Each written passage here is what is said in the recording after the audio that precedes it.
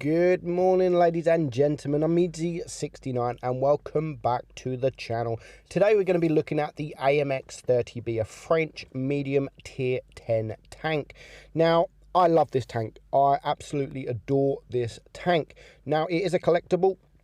Obviously, it's tier 10 and it is for sale.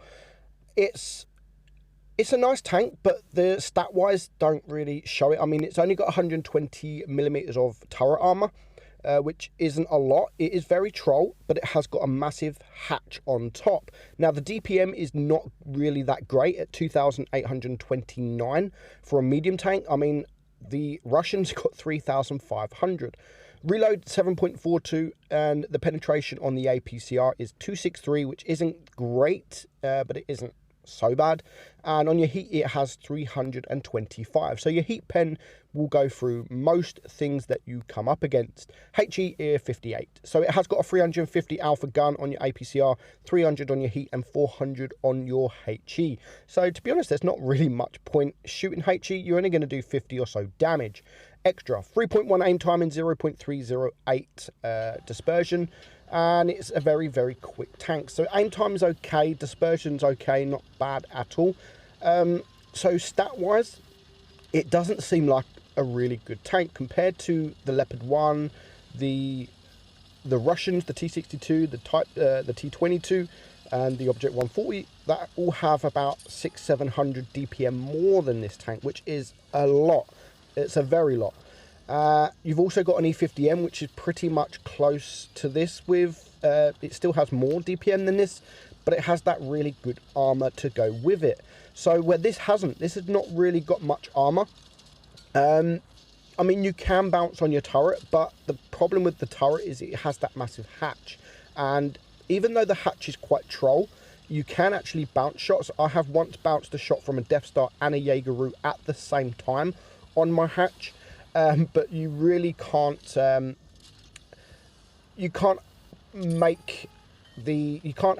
doesn't happen every time. So don't rely on bounces on your turret. But what I do like doing is poking these ridge lines and making them try to hit that hatch. So poking forward, poking backwards, and just trying to make them, trying to bait a shot out of them. Now, I do take my time here. I'm not even sure what I'm doing. I think I was either talking to someone in the office or maybe Kieran. I really can't remember what I was doing.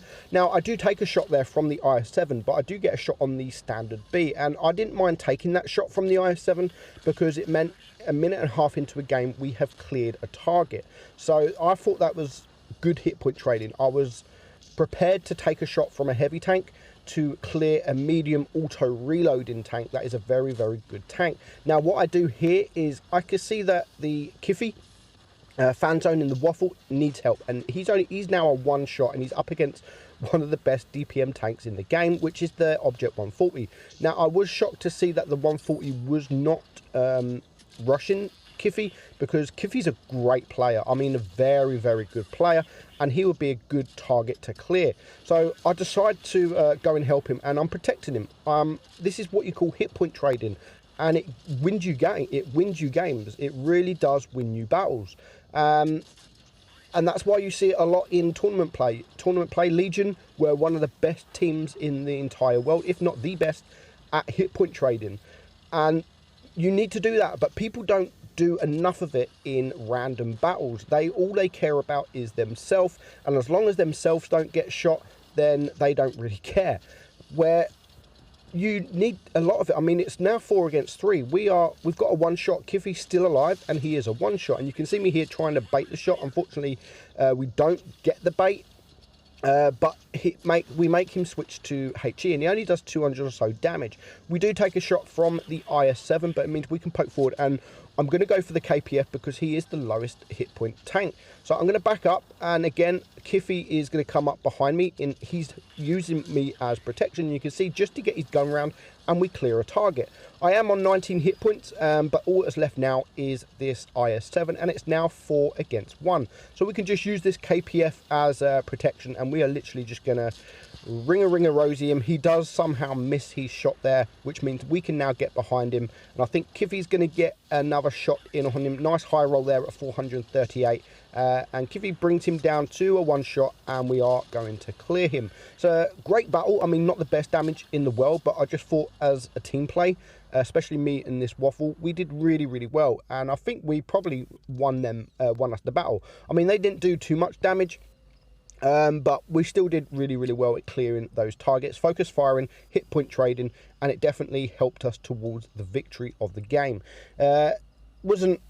We made credits, I think 50,000 credits, which isn't so bad, and still 3.4k damage, which again isn't bad. Now, next up, we are going to show you a real good battle in this tank, and of course it's from Dark Magician Gale. Very, very good player.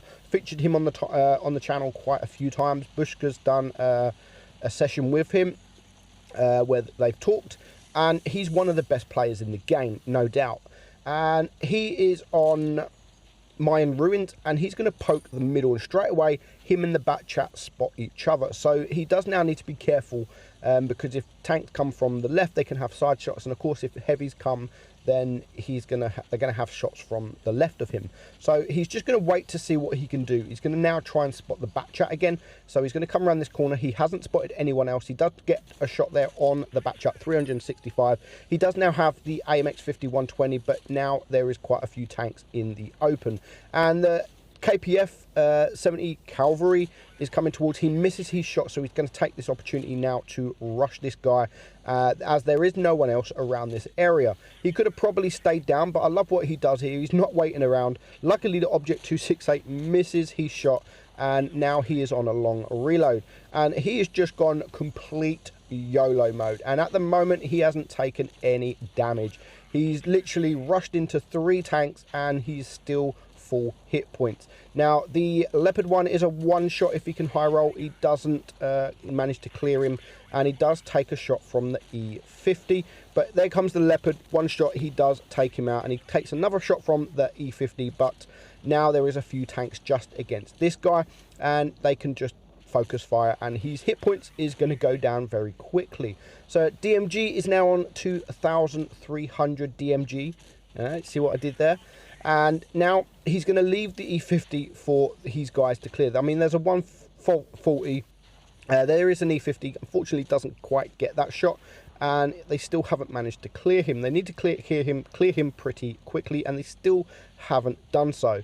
So 140 on his team dies. The bat chat takes out the 140, but finally the E50 can take out the other E50. And now DMG is going to go and try and chase the bat chat just until this 5120 can come back to help the bat chat. So DMG needs to back up. He does get a bounce, and now if he can get a shot off, and he can then rush forward. As long as he can get a few shots off on this 5120, it looks like the 5120 is on a reload, magazine reload. But at this point in the game, there's just 2 tanks left against 4. So he's now going to rush this 5120. The 5120 can't clear him with the free shot. So when there's just 2 tanks left, it's not a problem to rush. So he brings him down. He's now on 4,200 damage. The E50, this 5120, God knows what he's doing. That's twice I've seen him get stuck. And DMG takes him out for his 2nd kill. All that's left now is this ST1. And there's still 4 tanks left alive, but no one's doing damage to this guy. So DMG can get behind. Again, nice high roll there at 438. Puts him above 5,000 damage. And he's just getting free damage now that ST1 just doesn't want to know him. And this E50, God knows what this E50 is doing. He hasn't done any damage to this guy. Literally, DMG has got all the damage to himself.